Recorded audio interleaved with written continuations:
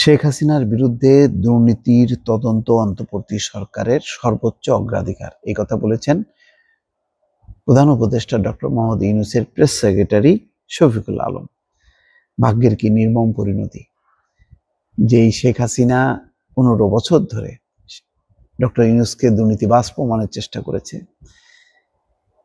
এবং তন্ন তন্ন করে খুঁজেছে ডক্টর ইউনূসের দুর্নীতি দেশে বিদেশে, কিন্তু কোনোভাবেই সফল হয়নি। বরং ডক্টর মোহাম্মদ ইউনূসের পক্ষে শতাধিক নোবেল লরিয়েটরা বিবৃতি দিয়েছে।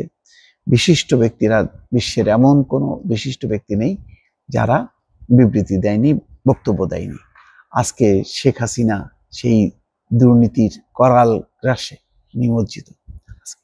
তার শুধু না, তিনি, তার বোন, তার কন্যা, তার পুত্র সবাই আজকে দুর্নীতির অভিযোগে জর্জরিত।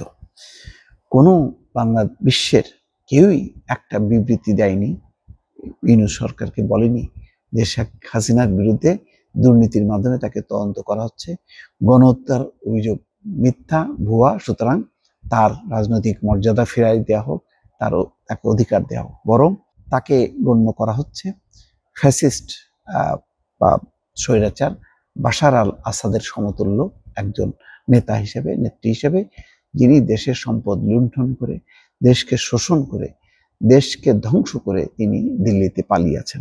আজকে সেই শেখ হাসিনার বিচারটি, শেখ হাসিনার বিরুদ্ধে যে গণহত্যার যে তদন্ত, সেটি সর্বোচ্চ অগ্রাধিকার বলে জানাচ্ছেন শফিকুল আলম। দর্শক, তিনি বলছেন, তিনি শেখ হাসিনাকে স্বৈরাচার জননী বলে আখ্যায়িত করেছেন। শফিকুল আলম বলেন, শেখ হাসিনার দুর্নীতির বিষয়ে কাজ শুরু হয়েছে, অন্তর্বর্তী সরকারের কাছে এর অগ্রাধিকার সর্বোচ্চ। মঙ্গলবার বিকেলে রাজধানীর ফরেন সার্ভিস একাডেমিতে সংবাদ সম্মেলনে সাংবাদিকদের এক প্রশ্নের জবাবে তিনি এই কথা বলেন। শেখ হাসিনার বিরুদ্ধে 21,000 কোটি টাকা আত্মসাতের অভিযোগের অনুসন্ধান শুরু করেছে দুর্নীতি দমন কমিশন। 8টি প্রকল্পে দুর্নীতির তথ্য চেয়ে প্রধান উপদেষ্টার কার্যালয়ে চিঠি দিয়েছে দুদক। শেখ হাসিনা ও তার পরিবারের সদস্যদের দুর্নীতির অভিযোগ সংক্রান্ত এক প্রশ্নের জবাবে শফিকুল আলম বলছেন, শেখ হাসিনার বিষয়ে কাজ শুরু হয়েছে, আরো বিস্তারিত কাজ সামনে দেখা যাবে। অন্তর্বর্তী সরকারের কাছে এটা খুবই টপ প্রায়োরিটি, সর্বোচ্চ অগ্রাধিকার। উনি অর্থাৎ শেখ হাসিনা একটা চোরতন্ত্র এখানে জারি করেছিলেন। সেই চোরতন্ত্রে কারা কারা তার সঙ্গে মহাচুরিতে জড়িত ছিলেন, এটা বাংলাদেশের মানুষ জানতে চান। এটা জানানো সরকারের একটি নৈতিক দায়িত্ব। উনি কি পরিমাণ চুরি করেছেন সেটা অবশ্যই জানানো হবে। সিরিয়াসলি সরকার এটা তদন্ত করছে। ব্যবসা সংক্রান্ত অপর এক প্রশ্নের জবাবে প্রেস সেক্রেটারি বলছেন, গত 15 বছরে স্বৈরাচার জননী অনেক ধরনের উন্নয়নের গল্প করেছেন, কিন্তু 15 বছরে অর্থনীতি ছিল সস্তা শ্রমের উপর।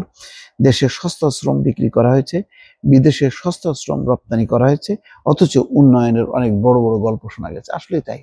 বাংলাদেশের এই যে গার্মেন্টস ফ্যাক্টরি, এটা কেন বিদেশি বায়াররা কেন বাংলাদেশের গার্মেন্টস পছন্দ করে? কারণ এখানে সস্তা শ্রম আছে, অর্থাৎ কম মজুরি দিয়ে সস্তায় তারা কাপড় কিনতে পারে।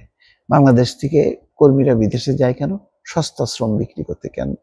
যে সমস্ত ক্লিনার থেকে শুরু করে হাড় ভাঙা খাটুনি, এগুলো বিদেশের যারা ধনী দেশগুলো, সেই সব দেশের মানুষ খাটে না, সেই কাজগুলো করছে বাংলাদেশের মানুষ। সুতরাং এইটার উপর ভিত্তি করে শেখ হাসিনা যে তার গর্ব, অহংকার, তার অহংকার মানে মানে দম্ভের কারণে তার পা মাটিতে পড়তো না। আজকে শুধু পা মাটিতে না, একেবারে গর্তে নেমে গেছে। দিল্লিতে যে তাকে পালিয়ে থাকতে হচ্ছে কোনো এক গর্তে। দর্শক, ভালো থাকবেন। আল্লাহ হাফেজ।